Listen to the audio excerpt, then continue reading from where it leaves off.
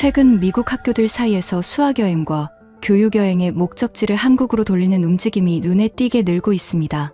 예전 일정표에는 일본의 거리나 유럽의 박물관이 먼저 올랐고 한국은 뉴스로만 아는 낯선 이름에 가까웠죠. 그런데 요즘 한국을 다녀온 아이들은 생각했던 것과 완전히 달랐다고 말합니다. 심지어 한국으로 이민 가고 싶다는 학생들까지 나타나고 있다는데요. 무슨 일이 있었던 걸까요? 지금 공개됩니다. 한국 최고라고 댓글을 남겨주세요. 여러분의 구독과 좋아요는 아주 큰 힘이 됩니다. 제가 화면에 한국이라는 두 글자를 띄우자 앞줄에 아버님 한 분이 자료집을 탁 덮으셨어요. 그 소리에 회의실이 바로 멈췄습니다. 조금 전까지는 유럽 박물관, 일본 거리, 싱가포르 과학관 이야기에 고개를 끄덕이던 부모님들이었어요. 그런데 마지막 후보로 한국이 나오자 표정이 한꺼번에 굳었습니다. 뒤쪽에서는 의자 끄는 소리도 났고 어떤 아버님은 자리에서 일어나려다 옆자리 어머님에게 팔을 붙잡혔어요. 저는 그때 바로 알았습니다. 이건 여행지 설명회가 아니었어요. 한국이라는 나라에 아이들을 맡겨도 되는지 따지는 자리였습니다. 질문도 곧장 들어왔습니다. 왜 하필 일본이나 유럽이 아니라 한국이냐고요. 안전은 괜찮으냐고, 뉴스에서 보는 정세가 마음에 걸린다고 했습니다.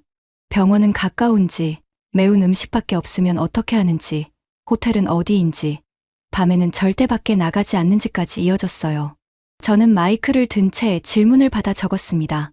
부모님들이 보고 싶은 건 관광지 목록이 아니었습니다. 자기 아이가 낯선 나라에서 하루를 버틸 수 있는지 그걸 확인하고 싶어 하셨어요. 예전 같았으면 저는 일정표부터 펼쳤을 겁니다. 공항 도착 시간, 숙소 주소, 박물관 이름, 저녁 점검 시간까지 적힌 표 말이에요. 그런데 그날 제 가방에서 먼저 나온 건 일정표가 아니었습니다. 학생들에게 나눠줄 질문지였어요. 맨 위에는 이렇게 적어두었습니다. 이 나라는 아이들의 하루를 어떻게 챙기는가?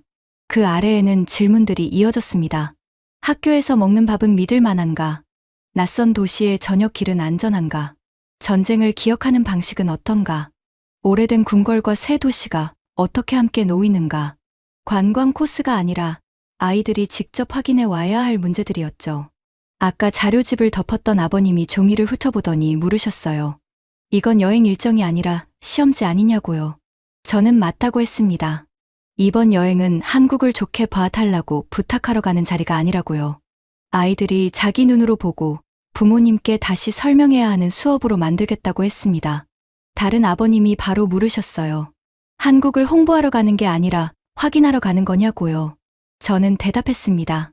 맞습니다. 홍보가 아니라 확인입니다. 믿어달라는 게 아니라 직접 보고 판단하게 하려는 겁니다. 그 말 한마디로 분위기가 풀린 건 아니었습니다. 그래도 자리를 뜨려던 사람이 다시 앉았고 질문지를 사진으로 찍는 부모님도 생겼어요. 설명회는 그 정도의 변화만으로도 겨우 다음 단계로 넘어갔습니다. 명단을 다시 보니 신경 써야 할 아이들이 많았습니다. 땅콩 알레르기가 있는 아이, 냄새가 낯설면 포크를 내려놓는 아이, 밤에 사람이 많은 곳을 무서워하는 아이도 있었어요. 그래서 한국에 도착한 뒤 첫 확인 장소를 전망대나 궁궐로 잡지 않았습니다. 먼저 볼 곳은 학교 급식실이었습니다. 한국 아이들의 평범한 하루가 어떻게 시작되는지 거기서부터 봐야 했거든요. 서울의 한 학교에 도착했을 때 복도 끝에서 금속 식판 부딪히는 소리가 들렸습니다. 국그릇에서 올라오는 김, 줄을 선 학생들의 낮은 말소리, 배식대 앞에 움직임이 한꺼번에 보였어요. 우리 학생들은 기대보다 긴장이 더 큰 얼굴로 문 앞에 섰습니다. 한 학생이 제 옆으로 붙더니 작게 물었어요. 오늘은 우리 때문에 특별히 준비한 점심이냐고요. 저도 비슷하게 생각했습니다. 외국 학생들이 왔으니 환영 메뉴가 따로 있을 수도 있으니까요. 그런데 안내하던 한국 선생님은 담담하게 웃었습니다. 오늘 나온 그냥 평소 점심이라고요. 그 말이 세게 들어왔습니다. 자랑도 설명도 아니었어요. 그냥 매일 하던 점심이라는 말이었는데 그래서 더 오래 남았습니다. 아이들이 먼저 멈춘 곳은 배식대 옆 급식표 앞이었습니다. 날짜 아래에 밥, 국, 닭고기 반찬, 나물, 김치, 과일이 차례로 적혀 있었어요. 옆에는 달걀, 우유, 밀, 땅콩 같은 알레르기 표시가 있었고 아래쪽에는 영양량과 식재료 원산지도 붙어 있었습니다. 한 학생이 물었습니다. 이걸 누가 매일 정하느냐고요. 한국 선생님은 급식실 안쪽을 가리켰어요. 영양사 선생님이 식단을 짜고 조리실에서 아침부터 확인한다고 했습니다. 밥과 국, 단백질 반찬, 채소, 과일까지 맞춰서 내고 메뉴는 날마다 바뀐다고요. 강의처럼 길게 말하지 않았습니다. 너무 당연한 일처럼 짧게 설명했어요. 우리 학생들이 서로 얼굴을 봤습니다. 그 아이들이 놀란 이유가 있었어요. 우리 학교에서도 어떤 날은 점심을 크래커와 작은 포장 음식으로 넘기는 아이들이 있었습니다. 바빠서, 형편이 빠듯해서, 식당 줄이 길어서 그렇게 먹는 날들이 있었죠. 그래서 학교 점심이라면 대충 배를 채우는 한 끼라고 생각하는 아이가 많았습니다. 그런데 눈앞에는 따뜻한 국에서 김이 올라오고 있었습니다. 밥은 큰 솥에서 바로 퍼졌고 달고기 반찬은 윤기가 돌았고 나물색은 선명했어요. 귤이 담긴 바구니까지 놓여 있었습니다. 아무도 특별식이라고 하지 않았습니다. 그냥 오늘 점심이었어요. 땅콩 알레르기가 있는 학생은 가방에서 작은 카드를 꺼냈습니다. 그 아이는 여행지에서 음식을 고를 때마다 먼저 얼굴이 굳는 아이였어요. 그날도 조심스럽게 물었습니다. 이 반찬을 제가 먹어도 되는지 확인해 주실 수 있느냐고요. 한국 선생님은 바로 급식표를 다시 봤습니다. 그리고 영양사 선생님을 불러 조리실 쪽에 한 번 더 확인해 주셨어요. 어떤 기름을 썼는지, 양념에 땅콩 성분이 들어가지 않았는지 차분히 확인했습니다. 뒤에 줄이 길어졌지만 누구도 서두르라고 하지 않았어요. 아이는 숨을 고르고 시판을 앞으로 밀었습니다. 하지만 그날 진짜 오래 남은 장면은 먹기 시작한 뒤였습니다. 처음에는 말이 많았어요.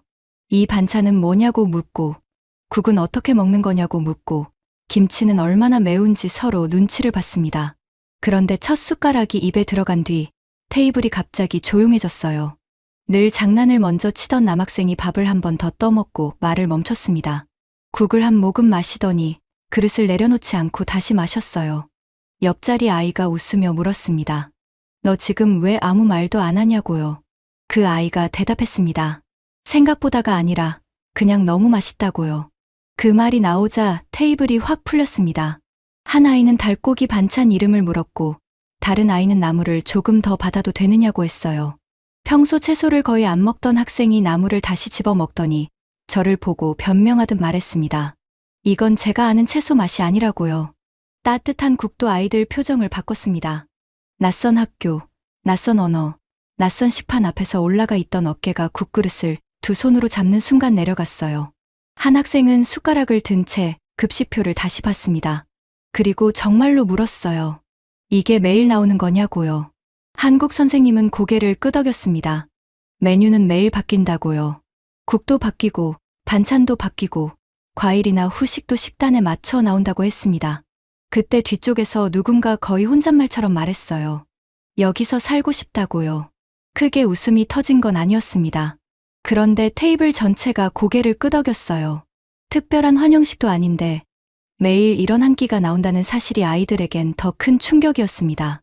식사가 끝나갈 때 늘 사진을 제일 먼저 찍던 학생이 그제야 휴대전화를 꺼냈습니다. 처음부터 찍을 여유가 없었던 거예요. 식판 위에는 거창한 장식이 없었습니다. 밥, 따뜻한 국, 반찬 몇 가지, 과일, 그리고 조금 전 확인했던 알레르기 표시가 전부였어요. 한국 학생들이 먹는 것과 같은 평소 점심이었습니다. 아이는 사진을 찍어 부모님께 보냈습니다. 짧게 적었어요. 엄마, 여기 학교 점심이 이래. 잠시 뒤 그 사진은 학부모 단체 대화방에도 올라갔습니다. 저는 긴장했습니다. 매운 음식은 없는지, 외국 학생이라 따로 잘해준 건 아닌지, 위생은 괜찮은지 바로 질문이 쏟아질 줄 알았거든요. 그런데 한동안 아무 말이 없었습니다. 한참 뒤 설명회에서 가장 단호하게 반대하셨던 어머님이 물으셨어요. 저게 환영식 메뉴가 아니라 정말 그 학교 아이들이 먹는 점심이냐고요. 저는 들은 그대로 답했습니다. 오늘 나온 그냥 평소 점심이라고요. 그러자 다른 질문이 바로 올라왔습니다. 그럼 이걸 매일 따로 계산 없이 먹는다고요? 그 질문을 보는 순간 설명회장이 떠올랐습니다. 그때 부모님들은 아이들이 굶지는 않겠느냐고, 매운 음식밖에 없으면 어쩌느냐고, 낯선 나라의 점심을 믿을 수 있겠느냐고 물으셨어요. 그런데 이제 질문이 바뀌었습니다. 먹을 수 있느냐에서 어떻게 매일 이렇게 먹이느냐로요. 저는 길게 쓰지 않았습니다. 한국에서는 학교 급식이 아이들의 하루를 버티게 하는 한 끼로 짜이고 그 학교에서는 학생들이 따로 계산하지 않고 먹는다고만 보냈어요. 급식표에 알레르기 표시와 영양 정보가 있었다는 말도 덧붙였습니다. 그날 저녁 학생들이 남긴 첫 메모를 읽었습니다. 맛있었다는 말이 제일 많았어요. 한 아이는 국을 마시고 나서야 긴장이 풀렸다고 적었습니다. 다른 아이는 채소가 벌칙처럼 느껴지지 않은 점심은 처음이었다고 했고요. 땅콩 알레르기가 있는 학생은 먹을 수 있는 음식을 확인받고도 그 음식이 맛있어서 더 놀랐다고 썼습니다. 저는 질문지 첫 줄을 다시 떠올렸습니다. 이 나라는 아이들의 하루를 어떻게 챙기는가? 그날 점심은 길게 설명하지 않았습니다. 급식표를 붙이고 영양사가 식단을 짜고 조리실에서 확인하고 따뜻한 국과 반찬을 같은 시간에 아이들 앞에 놓는 일. 한국에서는 너무 평범해 보이는 그 과정이 우리 학생들 얼굴을 바꿔놓았습니다. 하지만 질문지는 아직 많이 남아 있었습니다. 밥상은 생각보다 단단했어요. 그렇다면 학교 밖은 어떨까요? 낯선 도시의 저녁길, 작은 식당, 사람 많은 거리, 숙소로 돌아가는 밤 동선까지도 아이들을 이렇게 안심시킬 수 있을까요? 우리는 급식실에서 올라오던 김과 비워진 식판을 기억한 채 그날 저녁 서울의 학교 밖으로 걸어 나가야 했습니다. 급식실 문을 나설 때 저는 잠깐 안도했습니다. 적어도 밥상은 통과했으니까요. 아이들이 굶을까봐 걱정하던 부모님들께 보여줄 사진도 생겼고 학생들 얼굴에서도 첫날에 딱딱한 긴장이 많이 빠져 있었습니다. 하지만 진짜 시험은 학교 밖에 있었습니다. 학교 안에는 선생님이 있고 통역이 있고 우리를 기다려준 사람들이 있었어요. 부모님들이 더 무서워했던 건 그 밖이었습니다. 작은 식당에서 주문을 못하면 어떡하나. 계산을 잘못하면 어떡하나. 밤길에서 길을 잃으면 어떡하나. 아이들이 제 눈앞에서 벗어나는 순간 문제가 생긴다는 불안이었습니다. 그날 저녁 우리는 숙소 근처 골목의 작은 분식집으로 들어갔습니다. 관광버스가 서는 큰 식당도 아니었고 외국인 단체를 받는 곳처럼 꾸민 곳도 아니었어요. 문 앞에서 학생 2명이 먼저 멈췄습니다. 메뉴판을 보고도 무엇을 골라야 할지 몰라 서로 눈치만 봤습니다. 주인 아주머니가 그 모습을 보더니 손짓으로 아이들을 앞으로 불렀습니다. 말이 길게 통하지 않았는데도 이상하게 대화가 됐어요. 맵지 않은 것, 따뜻한 것, 여러 명이 나눠 먹을 수 있는 것을 하나씩 짚어주셨습니다. 아이들은 휴대전화 번역기를 켰지만 아주머니는 이미 표정만 보고 알아차린 사람처럼 움직였습니다. 한 학생이 지폐 몇 장을 꺼냈습니다. 미국에서는 낯선 곳에서 계산할 때 늘 조금 더 얹어두는 습관이 있었어요. 실수했을까봐 혹은 팁을 안 주면 무례해 보일까 봐요.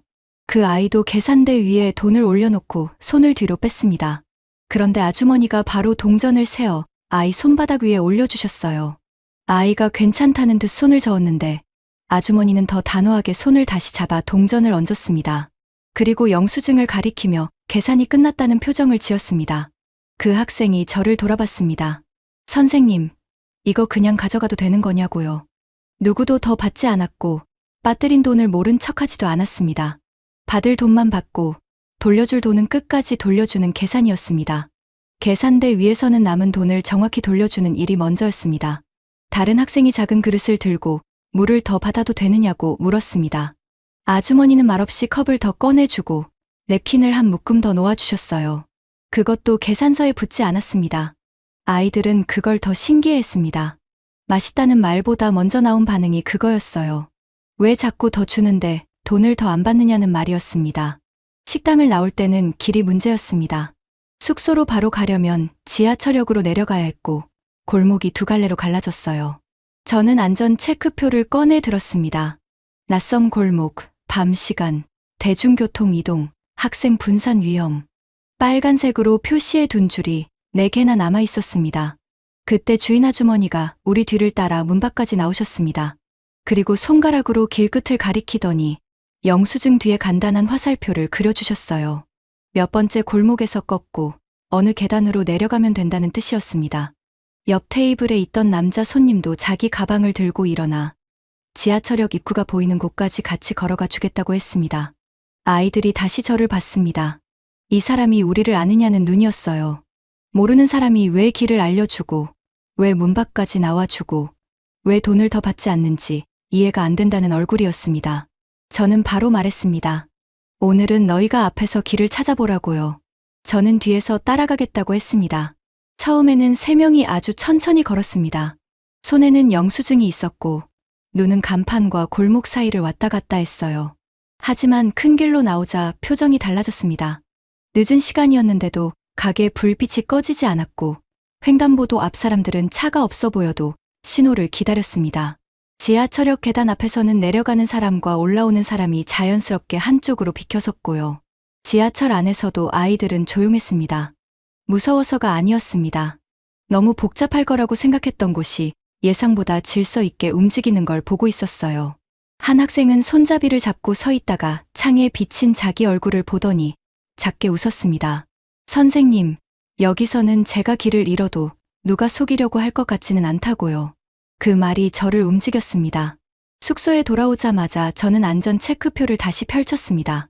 분식집 계산, 거스름돈 확인, 길 안내, 밤 동선, 지하철 이동. 빨간색으로 남아있던 표시들을 하나씩 지웠어요. 그날 밤, 체크표는 훨씬 가벼워졌습니다. 학부모 대화방에도 짧은 사진이 올라왔습니다. 화려한 야경 사진이 아니었어요. 학생 하나가 찍은 지하철역 표지와 영수증 뒤에 그려진 화살표였습니다. 역 이름은 또렷했고 화살표에는 길이 꺾이는 순서가 남아 있었습니다. 아이는 거기에 한 줄만 붙였습니다. 우리가 길 찾아서 숙소까지 왔다고요. 그 문장이 부모님들이 원하던 증거였습니다. 안내받은 흔적과 아이들이 직접 읽은 표지가 한 장에 같이 있었으니까요. 그게 컸습니다. 그날 아이들은 제 허락보다 자기 판단을 먼저 확인했습니다. 누가 아이들 대신 모든 길을 닦아준 게 아니라 아이들이 낯선 도시에서 도움을 받고도 스스로 움직였다는 증거요. 잠시 뒤 한 학부모가 답을 보냈습니다. 야경 사진보다 저 영수증이 더 믿긴다고요. 다음 날 아침 몇몇 학생은 숙소 로비에서 먼저 지하철 노선을 보고 있었습니다. 오늘은 어느 역에서 내려야 하느냐고 묻는 대신 여기서 갈아타면 더 빠르지 않느냐고 말했어요. 낯선 도시가 하루 만에 자기들이 움직일 수 있는 도시로 바뀐 겁니다. 그 자신감이 우리를 다음 목적지로 데려갔습니다. 아이들은 이제 한국이 친절하고 편한 나라라는 정도에서 멈추지 않았어요. 왜 이 도시에 이렇게 오래된 것과 새로운 것이 같이 있는지 묻기 시작했습니다. 그래서 우리는 경복궁으로 갔습니다. 사실 저는 경복궁 앞에서 아이들이 사진부터 찍을 줄 알았습니다. 한복을 입은 사람들, 넓은 마당, 문 앞에 수문장, 멀리 보이는 높은 빌딩까지 찍을 건 너무 많았으니까요. 그런데 아이들은 카메라를 들고도 바로 움직이지 않았습니다. 궁궐 담장 너머로 현대식 건물이 보였고 길 건너편에는 차들이 계속 지나갔습니다. 교과서에서 한국은 주로 전쟁 이후 빠르게 발전한 나라로 짧게 나왔습니다. 그래서 많은 학생들이 한국을 새로 만들어진 현대 도시처럼 상상했어요. 그런데 눈앞에는 600년 궁궐이 서울 한복판에서 아직 자리를 지키고 있었습니다. 수문장 교대식이 시작되자 북소리가 마당을 울렸습니다. 학생 몇 명이 동시에 휴대전화를 들었지만 오래 찍지는 않았어요. 한 아이가 저에게 물었습니다. 왕이 지금 있는 것도 아닌데 왜 이 의식을 계속 보여주느냐고요. 다른 아이는 더 조용히 말했습니다. 이게 공연인지 기억인지 잘 모르겠다고요. 그때 우리도 한국도 아닌 제3국 관광객들이 감탄하는 소리가 들렸습니다. 한 사람이 궁궐 뒤의 빌딩을 가리키며 이런 도시가 어떻게 한 장면 안에 들어가느냐고 말했습니다. 우리 학생 하나가 그 말을 듣고 고개를 돌렸습니다. 남의 입에서 나온 감탄이라 더 세게 들어간 것 같았습니다. 저는 활동지를 나눠 주었습니다. 원래 첫 질문은 간단했습니다. 오늘 본 장면 하나를 설명하라는 것이었어요. 처음에는 아이들이 쉬운 문장부터 쓰기 시작했습니다. 한복이 예뻤다. 궁궐이 컸다. 수문장 옷색이 강했다. 관광지에서 흔히 나올 법한 답들이었습니다. 그런데 몇 분 뒤 한 학생이 자기 문장을 지웠습니다. 그리고 새로 적었습니다. 이 나라는 왜 이렇게 겹쳐 있죠? 저는 그 문장을 한참 봤습니다. 돌바닥 위에는 오래된 궁궐이 있었고 그 뒤에는 유리창이 반짝이는 빌딩이 있었습니다. 한복을 입은 관광객 옆으로 회사원이 급히 걸어갔고 수문장 교대식의 북소리 뒤로 버스 안내음이 들렸습니다. 다른 학생들도 활동지를 고쳐 쓰기 시작했습니다. 왜 이 궁궐은 없어지지 않았나요? 전쟁을 겪고도 어떻게 다시 세웠나요? 어떤 아이는 궁궐 사진 옆에 빌딩 사진을 붙이고 두 사진 사이에 긴 화살표를 그렸습니다. 사진 설명이 질문으로 바뀌고 있었습니다. 그날 활동지의 첫 줄은 짧았습니다. 색, 문, 옷, 넓은 마당 같은 말들이었어요. 그런데 마지막 줄에는 물음표가 늘어났습니다. 왜 남았는지, 누가 다시 세웠는지, 왜 지금도 사람들이 그 안을 걷는지 묻고 있었습니다. 보고서 첫 문장도 바뀌었습니다. 한 학생은 처음에 서울의 궁궐에서 사진을 찍었다고 썼다가 그 문장을 지우고 다시 적었습니다. 전쟁 뒤에 생긴 나라라고만 배웠던 곳에서 우리는 그보다 훨씬 오래된 시간을 걸었다고요. 그 문장을 읽는 순간 다음 일정이 떠올랐습니다. 아이들이 방금 적은 질문은 궁궐 마당에서 끝날 질문이 아니었습니다. 왜 남아 있었는지, 어떻게 다시 세웠는지, 무엇을 잃고 무엇을 기억했는지 묻기 시작한 거니까요. 그 답은 더 밝은 거리나 친절한 계산대에 있지 않았습니다. 다음 날 우리가 가야 할 곳은 전쟁기념관이었습니다. 경복궁에서 시작된 질문은 그곳에서 훨씬 무거운 얼굴로 우리를 기다리고 있었습니다. 경복궁에서 걷어온 활동지 맨 아래에는 비슷한 질문이 남아 있었습니다. 이 나라는 왜 오래된 것과 새 것을 한 화면에 두고 사는 걸까? 전쟁을 겪고도 어떻게 궁궐과 도시를 같이 다시 세웠을까? 저는 그 질문을 이어받을 곳으로 바로 가야 한다고 생각했습니다. 그래서 우리는 전쟁기념관으로 갔습니다. 버스에서 내릴 때까지도 아이들은 전날 찍은 궁궐 사진을 서로 보여주고 있었습니다. 그런데 전시실 안으로 들어서는 순간 목소리가 낮아졌어요. 누가 조용히 하라고 말한 것도 아니었습니다. 벽에 걸린 흑백 사진들이 먼저 아이들의 말을 줄였습니다.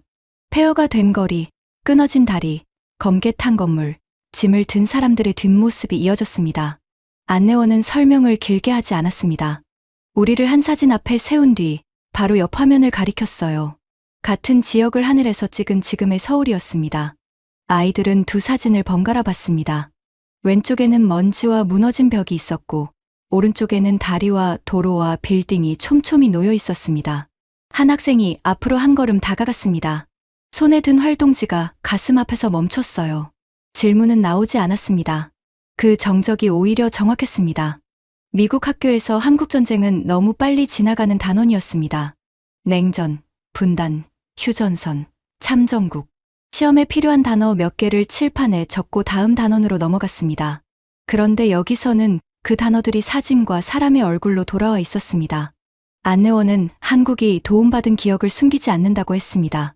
혼자 일어난 나라처럼 말하지 않는다고요. 그래서 미국과 유엔 참전국의 이름, 그리고 그 안에 있던 사람들의 이름을 이곳에 남긴다고 했습니다. 우리는 이름이 새겨진 벽 앞에 섰습니다. 미국에서 온 젊은 병사들의 이름도 그 안에 있었습니다. 아이들은 자기 성과 비슷한 철자의 이름을 발견할 때마다 표정이 바뀌었습니다. 어떤 아이는 손끝으로 한 줄을 따라가다 멈췄고 어떤 아이는 고개를 숙였습니다. 눈물을 크게 보이는 아이는 없었습니다. 대신 누구도 먼저 움직이지 않았습니다.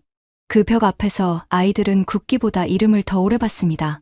한 아이는 자기 할아버지 이름과 비슷하다며 활동지 옆에 작은 점을 찍었습니다. 우리가 교과서에서 짧게 지나친 이름들이 이곳에서는 누군가의 젊은 시간으로 남아 있었습니다. 한 학생이 아주 작게 말했습니다. 우리가 이걸 왜 이렇게 조금만 배웠을까요? 저는 바로 대답하지 못했습니다. 아이는 고개를 숙인 채 방금 찾은 이름을 다시 읽었습니다. 한국을 향한 질문이 아니라 저희 교실을 향한 질문이었으니까요. 아이들은 그 뒤로 사진을 많이 찍지 않았습니다. 설명판 앞에 오래 섰습니다. 피난민이 들고 있던 작은 보따리, 군복을 입은 젊은 얼굴, 폐허 속에서 아이를 안고 있는 사람을 눈으로 따라갔습니다. 관광지에서 장면을 모으는 아이들이 아니라 자기 머릿속 빈칸을 채우는 학생들 같았습니다. 저는 가방에서 수첩을 꺼냈습니다. 원래는 일정 확인용 수첩이었습니다. 버스 시간, 식사 장소, 학생 인원 확인 같은 것들이 적혀 있었죠. 그날 저는 그 아래에 다른 문장을 적었습니다. 한국전쟁 수업 자료를 새로 만들 것, 폐허 사진과 지금의 서울을 함께 보여줄 것, 이름이 남는다는 게 무엇인지 묻게 할 것, 전쟁을 끝난 사건으로만 가르치지 말고 도움받은 나라가 그 도움을 어떻게 기억하는지까지 보여줄 것. 그 메모를 쓰는 동안 손이 조금 느려졌습니다. 부끄럽다기보다 이 여행이 제 수업의 모양을 바꾸고 있다는 느낌이 강했습니다.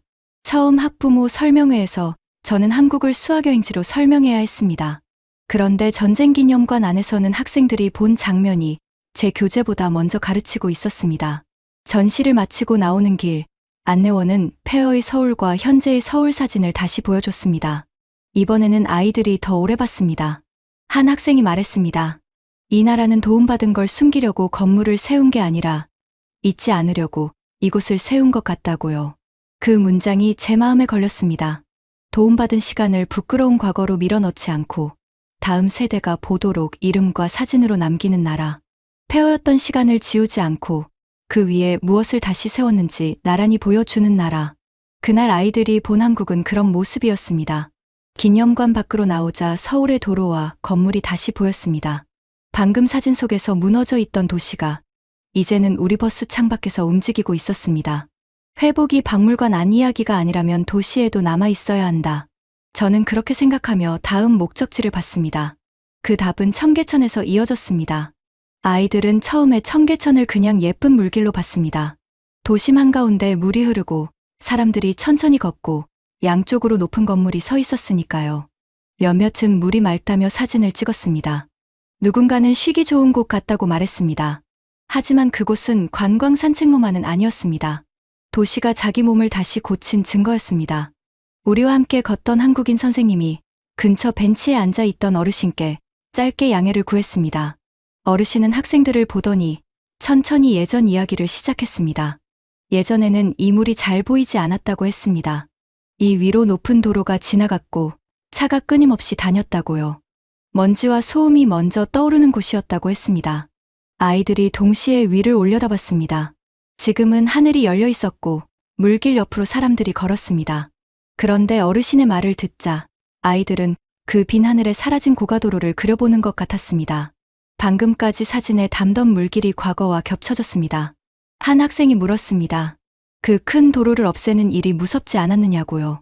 어르신은 잠깐 웃더니 다들 불편할 거라고 걱정했지만 결국 사람 다니는 길이 돌아왔다고 말했습니다. 그리고 손으로 물길과 양쪽 보행로를 천천히 가리켰습니다. 차가 지나가던 자리에서 이제 사람들이 걷는다고요. 그 말 뒤에 어르신은 발끝으로 돌계단을 한번 눌러보셨습니다. 비 오는 날에는 이쪽이 미끄러우니 난간을 잡아야 한다고 알려주셨고 아이들은 그 말을 활동지 여백에 적었습니다. 발전했다는 말보다 사람의 걸음에 맞춰 길을 다시 놓았다는 감각이 먼저 남았습니다. 아이들은 다리 위로 올라가 아래를 내려다봤습니다. 물만 본 게 아니었습니다. 내려가는 계단, 앉을 수 있는 돌, 걷는 사람과 쉬는 사람이 부딪히지 않는 폭, 다시 큰 길과 건물로 이어지는 길을 봤습니다. 한 아이는 다리 아래로 내려갔다가 다시 올라와 주변 도로를 봤습니다. 차는 여전히 도심을 지나고 있었고 사람들은 물가를 따라 걸었습니다. 물길이 도로를 밀어낸 게 아니라 도시 안에서 서로 자리를 다시 나눈 것처럼 보였습니다. 계단은 사람을 아래로 끌어들이고 보행로는 물 옆에 오래 머물게 하고 주변 건물은 다시 큰 길과 연결되고 있었습니다. 한 학생이 제게 말했습니다. 전쟁기념관에서는 도시가 다시 세워진 걸 봤고 여기서는 도시가 다시 생각된 걸 보는 것 같다고요. 저는 고개를 끄덕였습니다. 어르신은 이야기를 마치고도 바로 가지 않았습니다. 학생들이 물가로 내려갈 때까지 서 있다가 계단 끝에서 조심하라고 손을 들어주셨어요. 그 손짓이 청계천을 설명보다 가깝게 만들었습니다. 그날 오후 학생들에게 학부모에게 보낼 대표 사진을 하나씩 고르라고 했습니다. 저는 경복궁 사진이 가장 많을 줄 알았습니다. 궁궐과 한복, 수문장 교대식은 화면으로 보기에도 강했으니까요. 전쟁기념관의 사진을 고를 아이도 있을 거라고 생각했습니다. 그런데 가장 오래 남은 사진은 청계천이었습니다. 물길만 크게 찍은 사진이 아니었습니다. 아래에는 물이 흐르고 옆에는 사람들이 걷고 위쪽에는 도로와 건물이 함께 보이는 사진이었습니다. 한 학생은 궁궐 사진을 한참 보다가 내려놓고 그 사진을 골랐습니다. 제가 왜 그걸 고르느냐고 묻자 아이는 말했습니다. 궁궐은 한국의 시간이 오래됐다는 걸 보여주지만 청계천은 한국이 망가진 걸 그냥 두지 않는다는 걸 보여준다고요. 그 문장은 부모님께 보내는 설명으로도 그대로 쓰였습니다. 화려한 관광 사진이 아니라 한 도시가 자기 과거를 다시 꺼내 사람들의 길로 바꾼 장면. 아이들이 미국의 부모님께 보내고 싶어 한 한국은 바로 그 장면이었습니다. 저녁에 걷어본 기록지에서도 단어가 바뀌어 있었습니다. 예쁘다, 멋지다 같은 말은 줄었습니다. 다시 세웠다, 되살렸다, 스스로 고쳤다 같은 말이 늘었습니다. 한 학생은 이렇게 적었습니다. 이 도시는 그냥 좋아진 게 아니라 필요할 때 자기 몸을 고칠 줄 아는 도시다. 저는 그 문장을 읽고 일정표를 다시 펼쳤습니다. 서울에서 본 것들은 이미 충분히 강했습니다. 급식실의 밥상, 작은 식당의 거스름돈, 경복궁의 시간, 전쟁기념관의 이름, 청계천의 물길까지요. 하지만 그래서 더 큰 질문이 생겼습니다. 이 모든 것이 서울이라서 가능한 걸까? 한국의 회복과 질서와 설계가 수도의 특별한 장면에만 있는 걸까? 학생들도 같은 생각을 하고 있었습니다. 숙소로 돌아가는 길에 한 아이가 물었습니다. 서울 밖으로 가도 이런 느낌이 계속되느냐고요. 다음 일정표에는 서울을 떠나 KTX를 타고 부산으로 가는 길이 남아 있었습니다. 이제 우리는 한국이 한 도시의 인상으로 끝나는지 아니면 이 나라 전체를 움직이는 방식인지 확인해야 했습니다. 그 확인은 서울역 승강장에서 시작됐습니다. 아침부터 아이들은 들떠 있었습니다. 이번에는 서울 안에서 버스를 타는 일정이 아니었어요. 일정표에는 KTX 출발 시각과 부산 도착 시각이 나란히 적혀 있었습니다. 저는 습관처럼 손목시계를 봤습니다. 장거리 이동은 수학여행에서 늘 가장 큰 변수였으니까요. 열차 문은 거의 예고된 시각에 열렸고 승객들은 줄을 흐트러뜨리지 않고 움직였습니다. 캐리어를 든 사람들은 자기 순서에 맞춰 탔고 아이들도 그 흐름에 따라갔습니다. 저는 좌석 번호를 확인하며 다시 시계를 봤습니다. 아이들이 모두 앉았는지 짐이 통로를 막지 않는지 확인했죠. 그런데 열차가 움직인 순간 제 수첩의 걱정칸이 조금 비었습니다. 방송이 나오고 문이 닫히고 열차가 부드럽게 미끄러졌습니다. 예정 시각에서 크게 벗어나지 않았어요. 한 학생이 창밖을 보다가 말했습니다. 선생님, 진짜 시간표대로 가네요. 미국 설명회에서 제가 가장 많이 받은 질문 중 하나가 이거였습니다. 낯선 나라에서 장거리 이동까지 해도 괜찮은가? 서울 밖으로 나갔다가 일정이 밀리면 어떻게 되는가? 그 아침 열차 안에서는 그 질문이 설명이 아니라 장면으로 풀리고 있었습니다. 아이들은 조용히 앉아 있었습니다. 누가 시킨 것도 아닌데 큰 통화 소리나 복도에서 뛰는 소리가 없자 우리 학생들도 자연스럽게 목소리를 낮췄습니다. 간식을 꺼낸 아이는 포장지를 접어 자기 가방에 넣었습니다. 누군가 앞좌석을 발로 살짝 찾아 옆 친구가 팔꿈치로 찔렀습니다. 여기서는 그러면 안 될 것 같다고요. 그 말이 웃기면서도 정확했습니다. 규칙 안내판보다 강한 것은 공간의 분위기였습니다. 사람들이 어떻게 앉고 지나가고 내리는지를 보자 아이들도 그 안으로 들어갔습니다. 한국은 이미 익숙한 순서 위에서 움직이는 것처럼 보였습니다. 창밖은 빠르게 바뀌었습니다. 처음에는 빌딩과 아파트가 이어졌고 조금 지나자 낮은 산과 논, 작은 역, 강물과 터널이 번갈아 나타났습니다. 아이들은 처음으로 서울 밖의 한국을 길게 봤습니다. 한 아이가 말했습니다. 한국은 화면에서 보던 도시만 있는 줄 알았는데요. 저는 그 말을 듣고 다시 시계를 봤습니다. 출발 때 본 시각과 도착 예정 시각이 거의 맞아 가고 있었습니다. 열차는 중간에 사람을 태우고 내리면서도 흐름을 잃지 않았습니다. 아이들은 역마다 이어지는 동선을 유심히 봤습니다. 줄, 문, 표지판, 계단, 승강장. 모든 것이 빨리 움직이는데 급해 보이지 않았습니다. 부산에 가까워질수록 창밖의 색도 달라졌습니다. 산이 더 가까워지고 공기 안에 바다가 섞이는 느낌이 들었습니다. 열차가 부산역에 닿았을 때 저는 거의 반사적으로 시계를 봤습니다. 예정 시각과 큰 차이가 없었습니다. 제 옆에 있던 학생이 웃으며 말했습니다. 선생님, 또 보셨어요. 저도 웃었습니다. 하지만 그 시계 확인은 그냥 버릇이 아니었습니다. 이 일정이 다음 해에도 가능한지 재는 일이었습니다. 부산역에서 내리는 순간 저는 수첩에 짧게 적었습니다. 장거리 이동 가능. 서울 밖 일정은 검토가 아니라 포함. 사실 출발 전까지 저는 서울 일정만으로도 충분하다고 생각했습니다. 부산은 시간이 허락하면 붙이는 선택지에 가까웠어요. 그런데 시장 골목에 들어서는 순간 그 생각이 흔들렸습니다.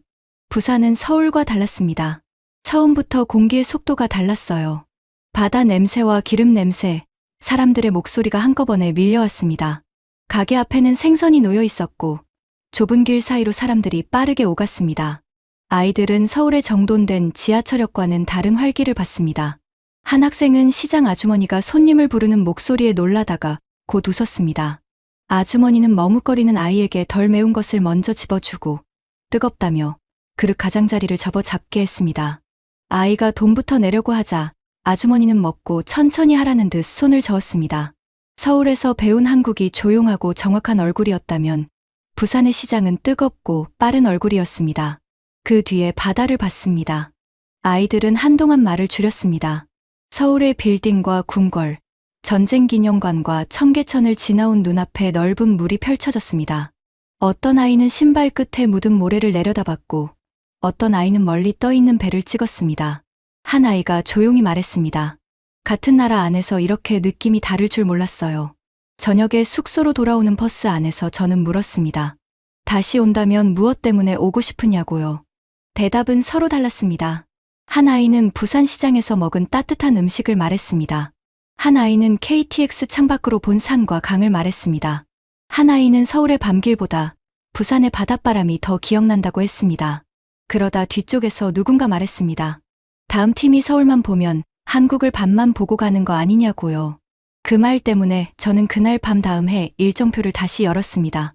처음에는 서울 일정 옆에 작은 선택지처럼 적어둔 지역 이동 칸이 있었습니다. 저는 그 칸을 지우고 새로 썼습니다. 서울 밖 이동 포함. 부산 또는 다른 지역 하루 이상. 옆에는 굵게 동그라미를 쳤습니다. 서울만 보여주는 여행으로는 이 나라를 설명할 수 없다는 걸 아이들이 먼저 증명했기 때문입니다. 하지만 더 큰 시험은 아직 남아 있었습니다. 급식실의 사진, 경복궁의 질문, 전쟁기념관의 정적, 청계천의 물길, KTX의 기록, 부산의 시장과 바다까지. 이 모든 증거가 미국 학교의 결정을 바꿀 수 있을까? 그 답은 귀국 후 첫 설명회에서 나왔습니다. 처음 한국행을 발표했을 때 회의실은 차가웠습니다. 왜 한국이냐는 질문이 먼저 나왔고 위험하지 않느냐는 말이 그 뒤를 따라왔습니다. 그런데 이번에는 문이 열리기 전부터 학생들이 복도 게시판 앞에 모여 있었습니다. 각자 뽑아 온 사진과 짧은 보고서를 손에 들고 있었어요. 게시판 가장 왼쪽에는 급식 사진이 붙었습니다. 금속 식판 위에 밥과 국, 반찬이 놓인 사진이었습니다. 그 아래에는 한 학생이 쓴 문장이 붙었습니다. 특별 환영식이 아니라 매일 먹는 점심이었다고요. 맛있었고 따뜻했고 영양 선생님이 짠 식단이라는 설명도 함께 있었습니다. 그 옆에는 전쟁기념관에서 제가 수첩에 적었던 메모가 붙었습니다.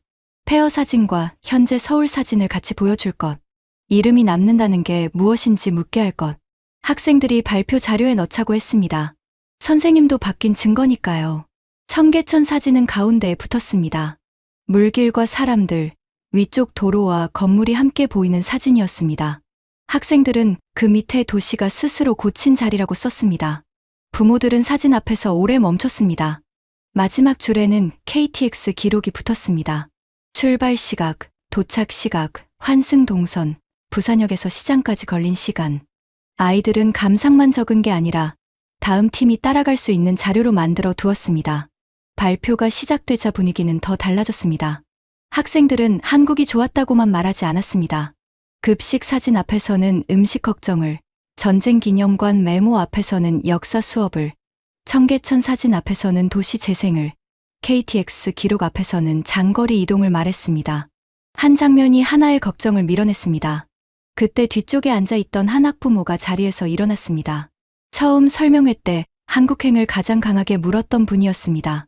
새로 온 학부모가 조심스럽게 물었습니다. 왜 하필 한국을 다시 가야 하느냐고요. 그 학부모는 잠깐 학생들의 게시판을 보고 말했습니다. 저도 처음엔 왜 한국인지 물었습니다. 그런데 아이가 돌아와서 관광지를 자랑한 게 아니라 학교에서 뭘 배워야 하는지 말하더군요.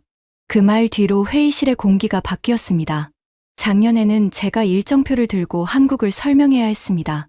이번에는 학생들의 사진과 보고서가 먼저 말하고 있었습니다. 저는 질문지 대신 기록 묶음을 들고 있었고 학부모들은 그 기록을 하나씩 넘겨봤습니다. 변화는 설명회가 끝난 뒤에도 이어졌습니다. 역사 교사는 한국전쟁 단원을 수정했습니다. 폐허 사진과 현재 서울 사진을 나란히 놓고 참전국 이름을 외우는 수업에서 이름이 어떻게 기억되는지 묻는 수업으로 바꾸겠다고 했습니다. 사회과 교사는 청계천 사진을 도시 재생 수업 자료에 넣었습니다.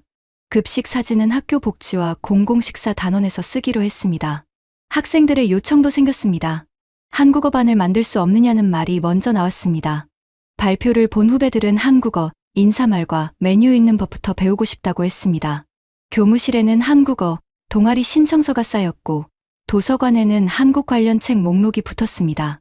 다음 해 후보표도 바뀌었습니다. 예전 표에서 한국은 일본과 유럽 일정 아래쪽 예산과 안전 검토가 길게 붙은 후보였습니다. 그런데 새 표에서는 맨 위에 올라갔습니다. 한국, 교육여행 우선 검토. 그 아래에는 지역 이동 포함, 역사와 도시 재생 연계 수업이라고 적혔습니다. 처음 자료집을 덮었던 아버님은 설명회가 끝난 뒤에도 게시판 앞에 서 계셨습니다. 급식 사진 아래에서 손을 멈추더니 제게 말했습니다. 아이가 돌아와 한국 이야기를 하는데 제가 그 나라를 다시 배워야겠더라고요. 그때 뒤쪽에서 한 학생이 손을 들었습니다. 한국어반은 언제 시작하나요? 회의실에 웃음이 번졌습니다. 작년에는 제가 일정표를 들고 한국을 설명해야 했습니다. 이번에는 아이들이 돌아와 학교가 무엇을 다시 가르쳐야 하는지 먼저 말하고 있었습니다. 그 변화가 이 여행의 결말이었습니다. 사진은 게시판에 남았고, 메모는 수업 자료가 됐고, 기록은 다음 일정표가 됐습니다. 한국은 시설이 좋은 여행지로만 남지 않았습니다. 학교가 전쟁을 다시 가르치고, 도시를 다시 가르치고, 아이들의 한 끼와 이동과 기억을 다시 묻게 만든 나라로 남았습니다. 처음에는 한국을 왜 가느냐고 묻던 학교가 이제는 아이들이 돌아와 우리에게 무엇을 새로 가르쳤는지를 다음 수업의 첫 질문으로 삼게 된 것입니다.